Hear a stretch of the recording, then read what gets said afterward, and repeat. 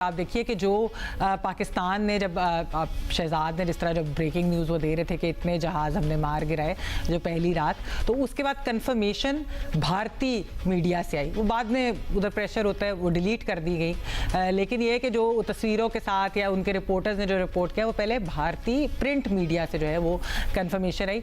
तो ये एक अहम चीज़। अच्छा, वहाँ पर ये भी है कि उनके ऊपर कई चीज़ों का प्रेशर होता है। आपको मैं दो छोटी सी एग्जाम्पल्स देती हूँ।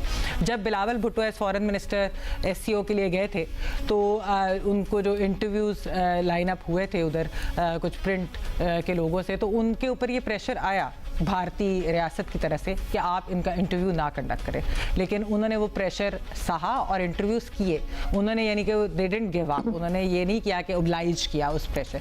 फिर जो अभी जयशंकर ने जो एक कमेंट फ्रस्ट्रेशन के अंदर जब पाकिस्तान ग्लोबल डिप्लोमेसी कर रहा है तो उन्होंने जो वो नेगेटिव कमेंट पाकिस्तान के बारे में जो जुबान इस्तेमाल की, उस पर भी प्रेशर आया उनके प्रिंट मीडिया के ऊपर कि आप ये रिपोर्ट ना करें, ये लफ्ज़ आप हज़्फ करते हैं। लेकिन उन्होंने कहा कि यही तो स्टोरी है, ये हम कैसे कर सकते हैं, ये इतनी बड़ी बात उन्होंने कर दी, हम कैसे ना ये रिपोर्ट करें। वहाँ पे ये रिपोर्ट हुआ और बहुत सारे उनके इंडिपेंडेंट डिजिटल प्लेटफॉर्म्स हैं कि जो बड़े ही ब्रेवली इस चीज़ को एनालाइज भी करते हैं कि कहाँ भारत की गलती, वो कहते पीस की भी बात करते हैं। वो बहुत ऐसी चीज़ें जो एक एंटी मोदी गवर्नमेंट की वो पॉलिसीज़ को क्रिटिसाइज़ करते हैं, इलेक्टोरल रोल्स के अंदर अगर चेंजेस हों, कोई इंस्टीट्यूशंस की कॉर्पशन, तो ये वाली चीज़ें वहाँ पर हैं। और इसीलिए मेरे ख्याल में ये अहम है कि उन साइट्स को, उन सबको अनब्लॉक करना चाहिए ताकि हमारे लोग वो साइड भी देख सके। ये बात सही है रीमा की कि हम क्योंकि गोदी मीडिया के क्लिप्स इतने वायरल हो जाते हैं और उसके अंदर तो एक जंगजू माहौल बना होता है। फिर दूसरा थोड़ा सा जुनेद, उनकी एंटरटेनमेंट इंडस्ट्री में समझती हूँ कि जो बॉलीवुड है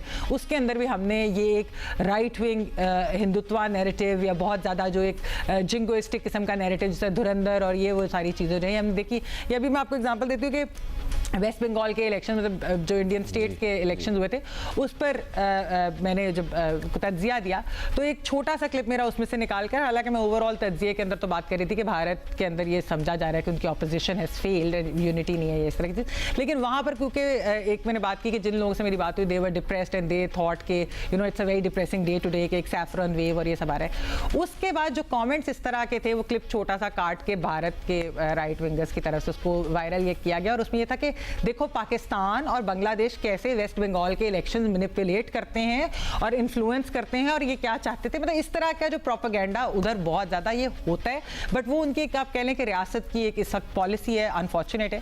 हमें उसको काउंटर करने की ज़रूरत है फैक्ट्स के साथ, और दूसरा ये कि हम हमेशा अमन का ही हमें पैगाम देना चाहिए।